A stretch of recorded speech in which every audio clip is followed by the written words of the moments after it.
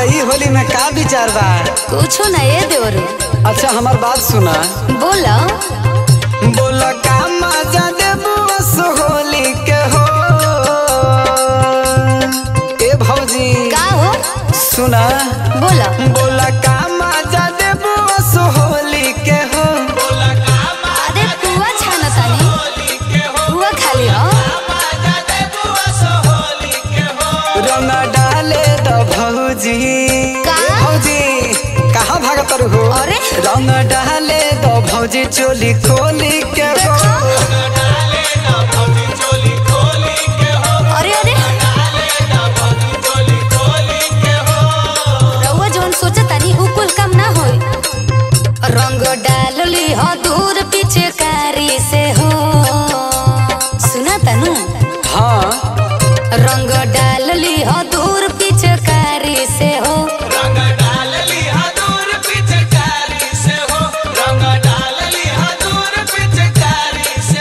नजर डालो ना देवरू। ए देवरू सुना तानू? नजर डालो ना माल सरकारी पहो।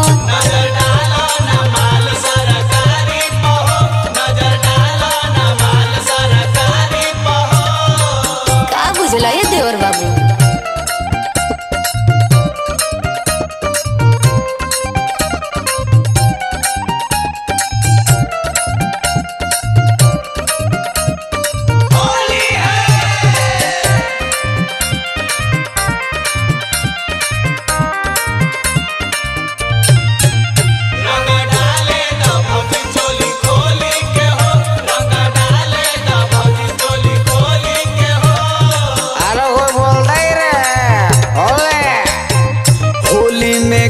तारू भौजी हो माना।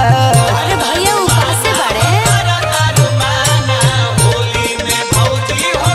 समझल करो। रंग के कहत नहीं खी तोहरो खजाना। अब का कहता रहो सब ता चाल बुझता नहीं। अरे दूरे हटा तो सब जना तानी तोहनी के तिरिया चरितर जानतानी तोहनी के असली इरादा।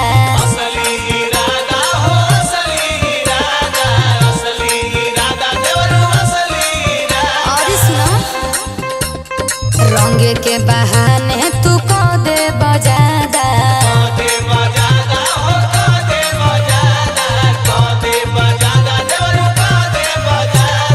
अरे दूरे हटाओ पता चलो ता तोहार बोली के हो। हम सब जनता ने पता चलो ता तोहार बोली के हो।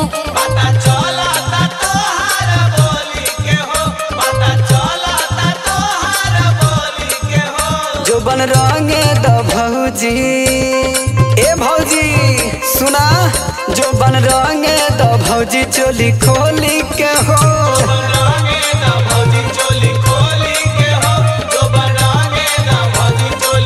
अरे तूने सन के पागल हो गइल बड़ा का? दूर हटो मुंह मगता।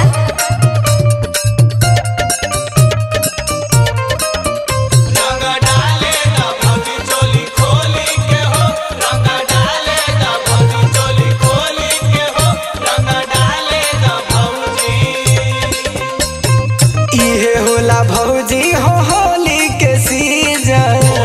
ओसे का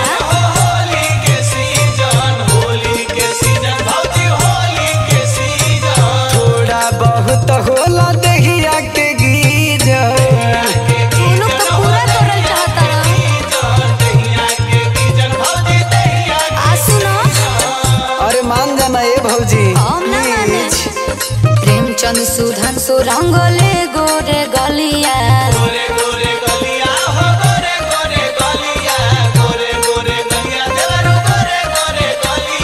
अरे तो हमरो से लगवा लो। पढ़े साल लेखा नहीं करी हो तू हलिया। अरे नहीं ए भौजी।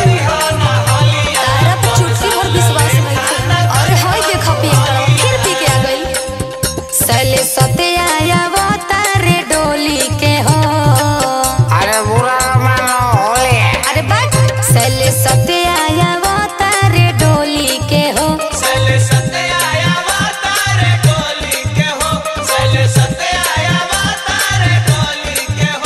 रंग डाले द भौजी हैप्पी होली भौजी हैप्पी होली। रंग डाले द भौजी चोली खोली के हो